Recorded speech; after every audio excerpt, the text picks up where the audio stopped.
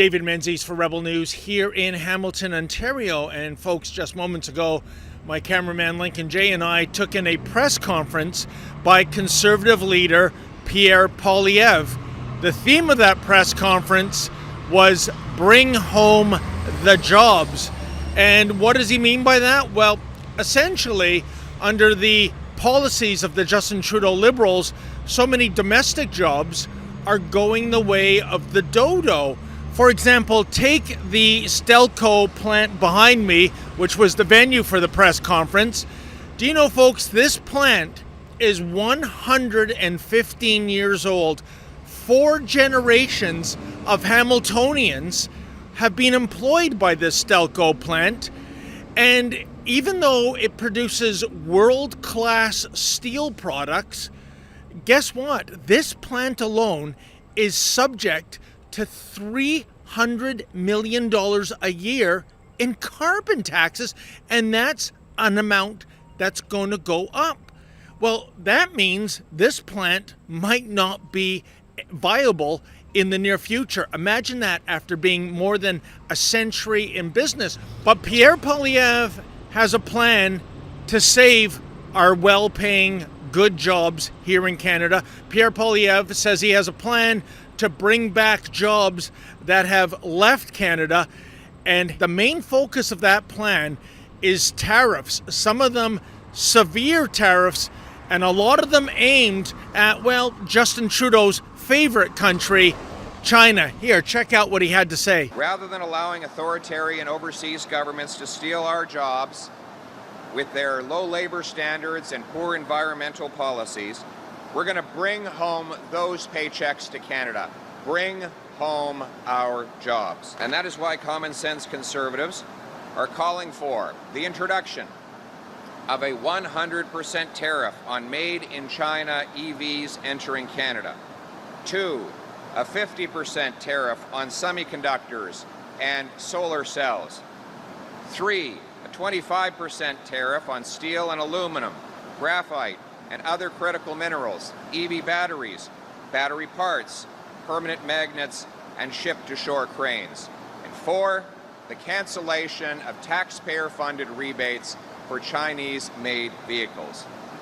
A common-sense Conservative government will also repeal C-69, the anti-resource law, and replace it with a new law that, yes, protects the environment and consults First Nations, but also gets projects approved so that we can dig the mines, build the pipelines, produce the clean Canadian natural gas, and turn dollars for dictators into paychecks for our people in this country. Bring it home. Good morning, Mr. Poilievre. David Menzies with Rebel News. Staying with the theme of bringing home our jobs, the unemployment rate for young people aged 15 to 24 has jumped in the past year from 10.6% to 13.5%. That's nearly an increase of 3% in just 1 year. There are 422,000 young people unemployed. And yet the Trudeau Liberals have brought in more than 750,000 temporary workers. And these workers are taking the jobs that normally young Canadians would start out with, fast food jobs, convenience store jobs, etc.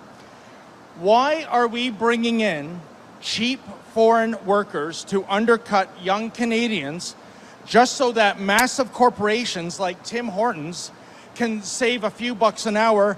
And what would a Conservative government do to reverse this trend? Thank you very much.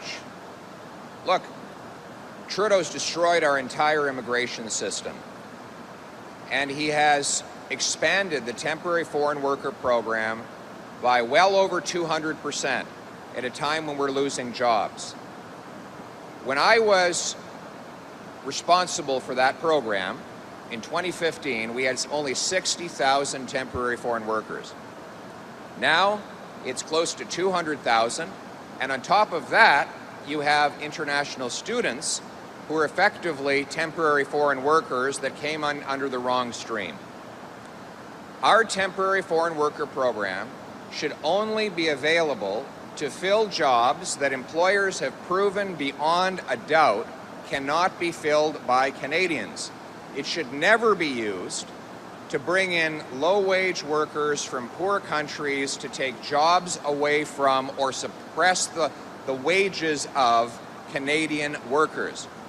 I challenge Canadian business to hire Canadian workers first, and I challenge the government to end the chaos in the temporary foreign worker program, bring the numbers down, and allow Canadians to get good, solid paying jobs that will give them enough money to buy an affordable home and food in safe neighborhoods.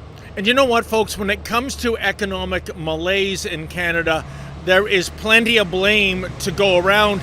Sure, it's the Justin Trudeau Liberals that are the government right now, but we can't forget that propping up this government is NDP leader Jagmeet Singh, or as Pierre Poilievre referred to him throughout the press conference, sellout Singh.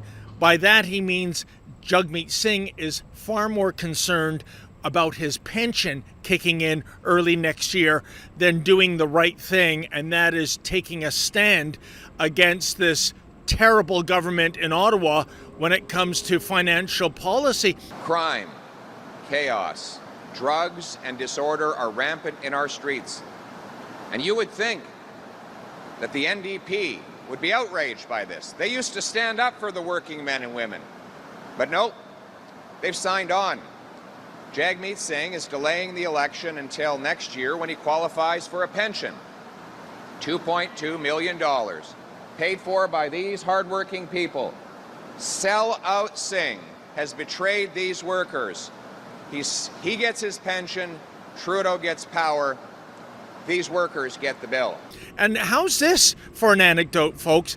A couple of the workers came up to me after the presser, and they mentioned that Jagmeet Singh had a presser several months ago at this very same plant. And unlike Pierre Poilievre, Jagmeet Singh was heckled throughout. First of all, the workers found it a little rich that he would show up at the plant with his fancy wristwatch and his $1,500 designer jacket. And you know, I think the reception sellout Singh received here by the steel workers, that speaks volumes. It doesn't get more blue collar in Ontario than the city of Hamilton. This is the home of so many industrial plants, a lot of them manufacturing terrific steel products. And these workers realize what's going on. The NDP used to be all about the so-called lunch bucket brigade, but that has changed under Singh. Singh is a champagne socialist. He doesn't care about industrial jobs. He doesn't care about developing the oil patch. He's all about environmentalism, carbon taxes, the things that are making these great, well-paying jobs flee Canada. And it's no wonder he got a rough reception here. If people in Hamilton, if the blue-collar brigade is not enticed any longer with the NDP, well, can't wait to see what the results are come Election Day.